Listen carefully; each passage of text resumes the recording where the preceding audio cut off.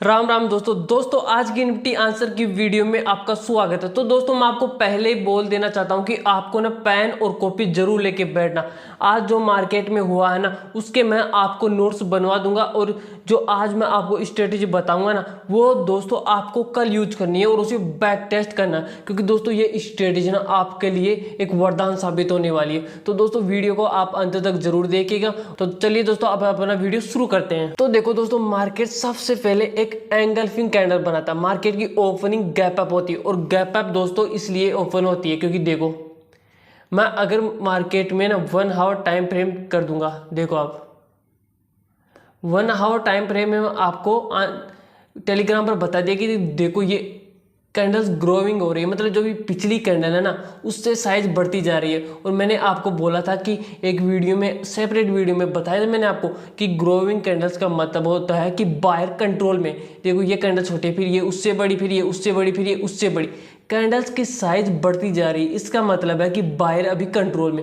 अब अगर कल भी कैंडल ओपन होगी ना कोई, तो वो भी अगर बड़ी बनेगी तो फिर उससे अगली कैंडल भी बड़ी होगी। और जब मार्केट रिवर्स होगा ना तो वो सबसे पहले तो एक डोजी या इन्वर्टेड हैमर कैंडल बनाएगा, उसके बाद में ही मार्केट रिवर्स होगा। मार्केट ऐसे डायरेक्ट रिवर्स नहीं होगा, या अगर रिवर्स होगा डायरेक्ट तो मार्केट एंगल्फिंग कैंडल बना देगा।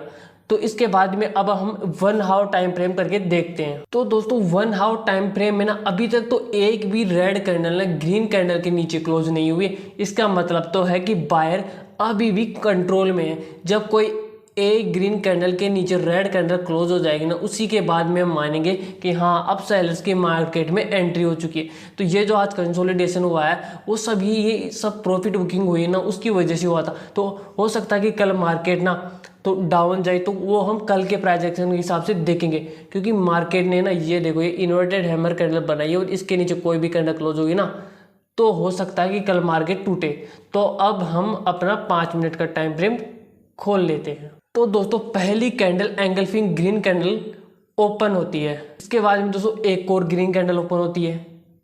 इसके बाद में देखो दोस्तों मार्केट इन्वर्टेड हैमर कैंडल बनाता है। इन्वर्टेड हैमर कैंडल बनाने के बाद में अगर इसके नीचे कैंडल क्लोज करती है ना तो हम एंट्री ले लेते, लेकिन टारगेट अभी भी हमारा बड़ा नहीं होता। क्यों? क्योंकि दोस्तों अभी भी मार्केट बुलिश ट्रेंड में है। अब देखते हैं अगली कैंडल। इसके बाद में दोस्तों हैमर कैंडल बनने के बाद में अब दोस्तों इन दोनों कैंडल्स का मतलब क्या था कि मार्केट ऊपर गया लेकिन सेलर्स ने मार्केट को नीचे धकेल दिया। उसके बाद में एक कैंडल बनी हैमर, जिसका मतलब था कि मार्केट में बायर है, वो मार्केट को ऊपर ले जाना चाहते हैं। तो इसके बाद में देखो मार्केट ऊपर गया, ऊपर जाने के बाद में एक एंगल्फिंग कैंडल बनाई। देखो ये कैंडल गैप अप ओपन हुई, गैप अप होने के बाद में पिछली कैंडल को एंगल्फ कर गई। इसका मतलब था कि मार्केट में अब सेलर एक्टिव हो चुके। इसके बाद में हमारा टारगेट कहाँ तक होना चाहिए? जो ये स्विंग बनी है ना यहाँ तक हमारा टारगेट होना चाहिए। देखते हैं। तो अपना टारगेट हो गया।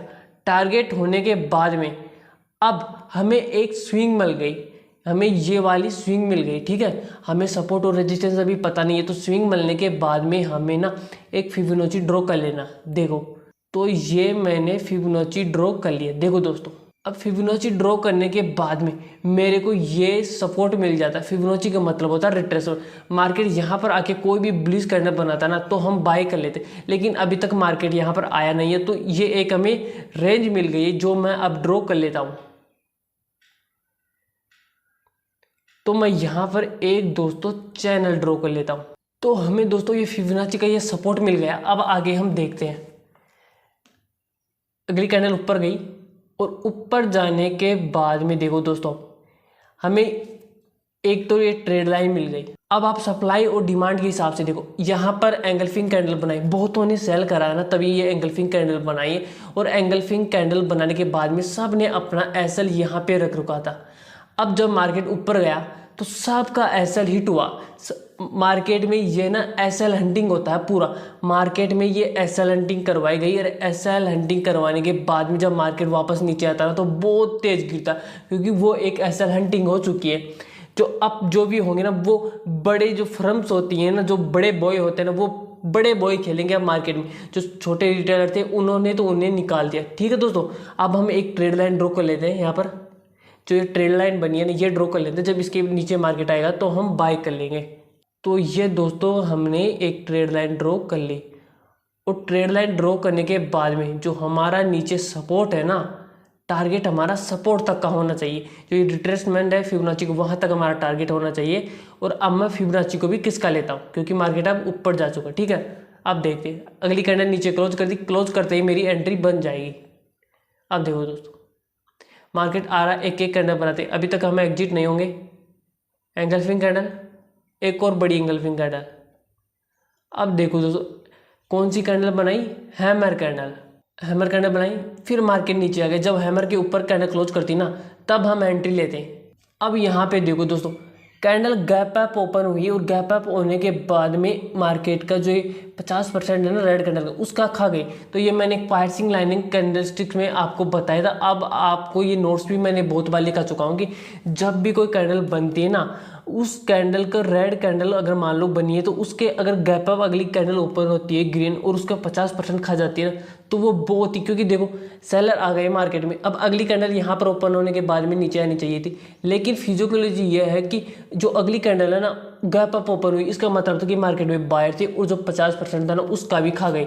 तो इसका मतलब कि बायर मार्केट में आ चुके हैं। और उसी वक्त अगर हम देखेंगे 15 मिनट के टाइम फ्रेम में, तो उसी वक्त देखो दोस्तों 15 मिनट के टाइम फ्रेम में हैमर कैंडल बनी थी, जिसका मतलब था मार्केट में अब ट्रेंड रिवर्स हो जाएगा, और उससे ऊपर अगली कैंडल क्लोज होगी, तो अब हमारी एंट्री बन जाएगी। देखो दोस्तों, और 5 मिनट के टाइम फ्रेम में देखो ये डब्ल्यू पैटर्न बन गया, और उधर से हैमर कैंडल बन गई।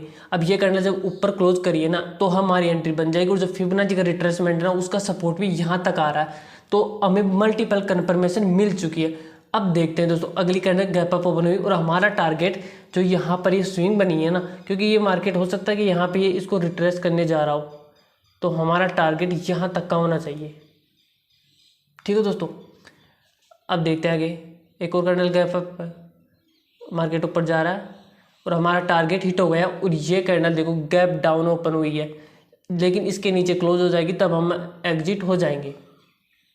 अभी तक ना हुआ, ये देखो दोस्तों, अब ये कैंडल नीचे क्लोज हो गई, अब हम एग्जिट हो जाएंगे, ठीक है दोस्तों। अब हमें ये एक स्विंग भी मिल गई है, ये स्विंग मिल गई है, तो हम एक ट्रेड लाइन ड्रॉ कर लेंगे। अब जब भी दोस्तों मार्केट इसके नीचे क्लोज करेगा ना, तब हम एग्जिट हो जाएंगे। और जो मार्केट ने एक स्विंग बनाई है, तो हम एक फिबोनाची ड्रॉ कर लेंगे। लेकिन पहले हम एक फिबोनाची ड्रॉ करके देखते हैं कि ये रिट्रेसमेंट हुआ है जो हमारे फिबोनाची एरिया में हुआ है क्या, देखते हैं दोस्तों। तो दोस्तों ये रेजिस्टेंस मार्केट फिबोनाची के एरिया में ले रहा है, तो मार्केट ने ये देखो कैंडल नीचे क्लोज करी है, लेकिन अगली कैंडल इस ट्रेड लाइन के नीचे क्लोज नहीं हुई, तो हम एंट्री भी नहीं लेंगे। अब हम आगे देखते हैं, फिबोनाची को हम हटा देते हैं। अब देखो दोस्तों, मार्केट ऊपर गया, अब जब ये ऊपर कैंडल क्लोज करी ना, तो हम दोस्तों यहाँ पर अब एंट्री नहीं लेंगे बीच में, अब एंट्री हमारी इसके ऊपर कैंडल क्लोज करने के बाद में ही होगी। अब ऊपर रेजिस्टेंस एक ड्रॉ कर लेता हूँ, तो ये मैंने दोस्तों रेजिस्टेंस ड्रॉ कर लिया है। अब दोस्तों ट्रेड लाइन के नीचे कैंडल क्लोज करने के बाद में मैं नई एंट्री बना लूंगा, ठीक है दोस्तों। अब नई एंट्री कैसे बनानी है, वो एक ट्रेड लाइन का वो है रूल है, जो मैं आपको आज सिखा दूंगा। देखो दोस्तों, अभी तक एक भी कैंडल है, अब ये देखो दोस्तों कैंडल क्लोज नहीं हुई, लेकिन इसने नीचे विक निकाल दी, तो मैं ट्रेड लाइन को किसका लेता हूँ, तो मैंने ट्रेड लाइन किसका ली, नेक्स्ट कैंडल एक और कैंडल विक बना दी, तो मैं अपनी ट्रेड लाइन को किसका लेता हूँ, तो ये दोस्तों मैंने ट्रेड लाइन किसका ली। नेक्स्ट कैंडल देखते हैं, ऊपर गया दोस्तों कैंडल। अब देखो दोस्तों टीजर बॉटम कैंडलस्टिक पैटर्न बना दिया। अब इसके नीचे कैंडल क्लोज होगी ना, तब भी हम एंट्री नहीं लेंगे। एंट्री तब ही लेंगे हम जब कोई भी कैंडल इस ट्रेड लाइन के नीचे क्लोज होगी, हमारी एंट्री तभी बनेगी, और हमारा टारगेट इस सपोर्ट तक का होना चाहिए, ठीक है दोस्तों। अब देखो दोस्तों, अब मार्केट ने एक स्विंग ये बना दिया ना, तो मैं नीचे एक सपोर्ट ड्रॉ कर लेता हूँ फिबोनाची से, क्योंकि फिबोनाची दोस्तों हमें एक रेजिस्टेंस और सपोर्ट प्रोवाइड कराता है। तो ये मैंने एक रेजिस्टेंस ड्रॉ कर लिया फिबोनाची से,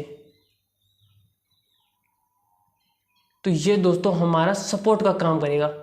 जो ये फिबोनाची का ये एरिया है ना, ये हमारा सपोर्ट का काम करेगा। तो इस पे जब भी कोई बुलिश कैंडल बनेगी ना, तो हम एंट्री ले लेंगे। लेकिन अगर इसको डायरेक्ट तोड़ के आता है ना, तब हम एंट्री नहीं लेंगे, क्योंकि यहाँ पर अगर कंसोलिडेशन करेगा तभी हम एंट्री लेंगे, ठीक है दोस्तों।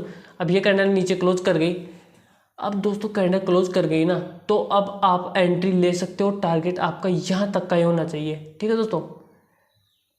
मार्केट एंगल्फिंग कैंडल बनाती है, ऊपर गया, ऊपर जाने के बाद में देखो दोस्तों मार्केट वहीं पर कंसोलिडेशन हो रहा। अब हम एंट्री कब लेंगे, मार्केट इसको तोड़ेगा तब और इसको तोड़ेगा तब, और इसके बीच में हम बिल्कुल भी एंट्री नहीं लेंगे। मार्केट दोस्तों उसी के अंदर अभी तक कंसोलिडेशन कर रहा है। मार्केट ने इससे रिट्रेस करा, वीक बनाया। इसका मतलब क्या था कि बायर ऊपर ले जाने की कोशिश करे, लेकिन सेलर्स ने नीचे धकेल दिया। अब यहाँ पे दोस्तों सेलर्स ने देखो मार्केट को नीचे धकेल दिया। यहाँ पर भी के नीचे कोई भी कैंडल क्लोज हो जाएगी ना, तब हम एंट्री ले लेंगे। अब देखो दोस्तों, तो दोस्तों ये देखो कैंडल नीचे क्लोज हो गई, और इधर से अगर हम 15 मिनट का टाइम फ्रेम खोल के देखेंगे ना, तो हमें एक और कन्फर्मेशन मिल जाएगी। देखो ये देखो दोस्तों, 15 मिनट में ये कैंडल देखो कितनी कैंडल्स रिटेस्ट कर रही है। तो जब भी कोई कैंडल नीचे क्लोज करेगी तब हम एंट्री ले लेंगे। तो 15 मिनट के टाइम फ्रेम में भी हमें एक और एज मिल गया। अब दोस्तों ये कैंडल नीचे क्लोज करी, अब हमें एंट्री मिल गई। हमारा टारगेट यहाँ तक का होना चाहिए था, इस सपोर्ट तक का। लेकिन दोस्तों देखो नीचे हमारा फिबोनाची था, एक एज हमें ये मिल गया। कैंडल गैप डाउन ओपन हुई और उसका 50% खा गई। एक एज हमें ये मिल गया, तो हमें 2 एज मिल गई कि मार्केट यहाँ से बढ़ेगा। ठीक है दोस्तों, और डायरेक्ट तोड़ा है तो एसएल बीट हुए होंगे तो यहाँ पर, तो उसकी वजह से मार्केट ऊपर बढ़ा और हमारा टारगेट नेक्स्ट रेजिस्टेंस के पास तक का होना चाहिए। तो देखो दोस्तों, ये candle gap down gap up हुई, ये हमें हमेशा याद रखना कि कैंडल गैप डाउन ओपन हुई ना, तो वो कैंडल बढ़ेगी, उसको मार्केट बिल्कुल ही नहीं रोक सकता। देखो यहाँ पर ट्विजर बॉटम कैंडल बनी है, तो कैंडलस्टिक पैटर्न की वजह से मार्केट ऊपर बढ़ा और नीचे सपोर्ट भी था। ठीक है, यहाँ पर ट्विजर बॉटम वापस बनी, यहाँ से मार्केट गिरा। देखो अब मार्केट देखो ऊपर गए वापस, तो ये फायदा है दोस्तों हमें।